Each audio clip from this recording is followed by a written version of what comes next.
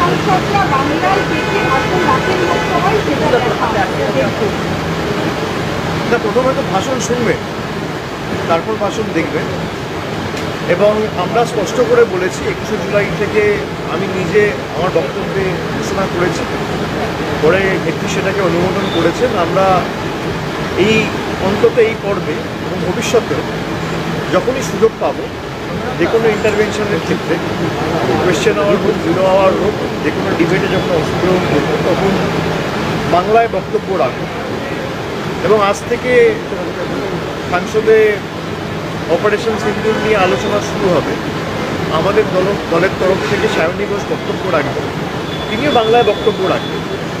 এবং সারা ভারতবর্ষ জুড়ে, শুধু বাংলা নয়, বিভিন্ন রাজ্যে, বিশেষ করে বিজেপি শাসিত যে রাজ্যগুলো রয়েছে, রাজস্থান, ওদিকে উত্তরপ্রদেশ, উড়িষ্যা, মহারাষ্ট্র, গুজরাট, হরিয়ানা, এই সমস্ত রাজ্যগুলোতে যেখানে বিজেপির সরকার, ডবল ইঞ্জিন সরকার ক্ষমতায় রয়েছে, বাঙালিদের উপর যে পূর্ব পরিকল্পিত অত্যাচার, হিংসার একাধিক ঘটনা, বিজেপির প্রতিহিংসার রাজনীতি, এর বুড়ি বুড়ি উদাহরণ উঠে আসছে যতদিন যাচ্ছে।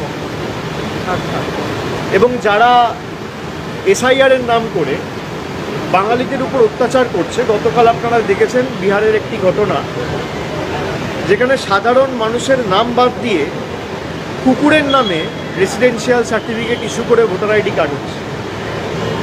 মানে মানুষের ভোটাধিকার ছিনিয়ে নিয়ে কুকুরের নামে রেসিডেন্সিয়াল সার্টিফিকেট ইস্যু করা হয়েছে। এবং সে কার্ডে লেখা রয়েছে তার নাম হচ্ছে, তার পিতার নাম কি, কুত্তাবাবু। পরিষ্কার। এবং এই রেসিডেন্সিয়াল সার্টিফিকেট হচ্ছে এমন একটা ডকুমেন্ট যেটা এসআইআর ক্ষেত্রে ইলেকশন কমিশন, নির্বাচন কমিশন গ্রহণ করছে। সাধারণ মানুষের অধিকার ছিনিয়ে নিয়ে কুকুরের নামে ফেক ভোটার আইডি কার্ড করে যাতে নির্বাচনের সময় ভোট লুট করে বিজেপিকে বাড়তি সুবিধা করে দেওয়া যায়, নির্বাচন কমিশন এই যে পুরো ঘটনাটা জলের মতো পরিষ্কার, দিনের আলোর মতো পরিষ্কার। একটা পার্টিকে খালি সুযোগ করে দেবে বলে তাদের তল্পিবাহক হিসেবে কাজ করে চলেছে, এটা লজ্জা। এবং বিগত দিনগুলোতেও আমরা দেখেছি 2021-এ কুচবিহারে শীতলকুচিতে যখন ইলেকশন কমিশনের আন্ডারে স্টেটের ল অ্যান্ড অর্ডার, তখন কেন্দ্রীয় বাহিনীর একজন নিরীহ একজনকে, প্রবীণ মানুষ, ভোট দিতে এসছেন, তার হাতে কিছু নেই, একটা লাঠি পর্যন্ত ছিল না, তাকে দিনের আলোয় গুলি করে মারে। কোভিডের দ্বিতীয় ওয়েভের সময় যখন এই মহামারীতে সমগ্র দেশ আক্রান্ত, তখন এক ফেজে ইলেকশন না করে 8 ফেজে ইলেকশন করেছে। 2024-এও এদের বৈমাতৃক সুলভ আচরণ আমরা দেখেছি। এবং যত দিন গেছে বিজেপির তত চাটুকারিতা, কৃতদাসত্ব এরা করে চলেছে। আমরা প্রতিবাদ করেছি, আমরা সংসদের ভিতরেও করেছি, আমরা বাইরেও করি। দেখুন, নির্বাচন যখনই হোক আমরা প্রস্তুত, আমরা নির্বাচন ফেস করতে আমরা সারা বছর মানুষের পাশে থাকি, আমাদের কোনো অসুবিধা নেই, যখনই হোক। কিন্তু এই যে বিজেপির নির্লজ্জ রাজনীতি, বাংলায় হেরেছে বলে বাংলার মানুষের টাকা বন্ধ, বাংলার মানুষের ভোটাধিকার ছিনিয়ে নেব, বাঙালির উপর অত্যাচার, আক্রমণ, এটা তো বাংলার ইতিহাস সংস্কৃতি জানে না।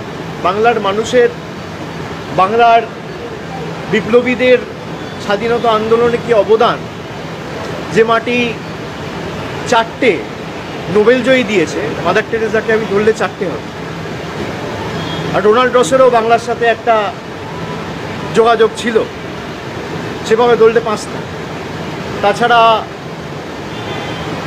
অমর্ত্য সেন রয়েছে, অভিজিৎ বাবু রয়েছে, রবীন্দ্রনাথ ঠাকুর রয়েছে। এরা রবীন্দ্রনাথ ঠাকুরকে বলে, সিপিএম বলতো বুর্জোয়া কবি। বিজেপির সর্বভারতীয় সভাপতি রবীন্দ্রনাথ ঠাকুরের জন্মস্থান জানেন। স্বামী বিবেকানন্দকে এদের কেন্দ্রীয় মন্ত্রী সুকান্ত মজুমদার বলে বামপন্থী প্রোডাক্ট। এই বিদ্যাসাগরের মূর্তি ভাঙে বিজেপির নেতারা, অমিত শাহর নেতৃত্বে। তা যাদের নিগরানিতে, যাদের নজরদারিতে বাংলাদেশ থেকে মানুষ ঢুকছে, দায়িত্ব তাদের, দায়িত্ব বিএসএফ এর, দায়িত্ব সিআরপিএফ এর, দায়িত্ব হোম মিনিস্ট্রির, দায়িত্ব অমিত শাহ। এই যে পেহেলগামে যে ভারতবর্ষের 25 জন নাগরিক এবং নেপালের একজন নাগরিক, সব মিলিয়ে 26 জন মারা গেল, সেই 4 জন টেররিস্ট কোথায়?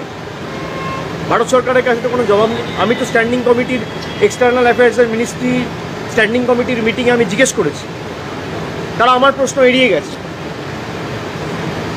আমি কোয়েশ্চেন করেছি লোকসভায়, উত্তর পাইনি।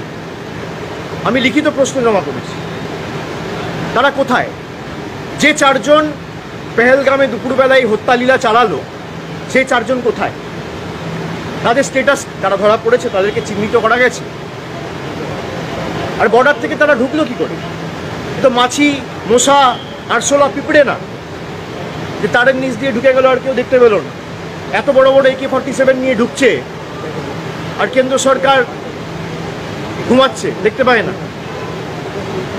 পেগাসাস করে আমাদের ফোনে আড়ি পাততে পারে। নির্বাচনের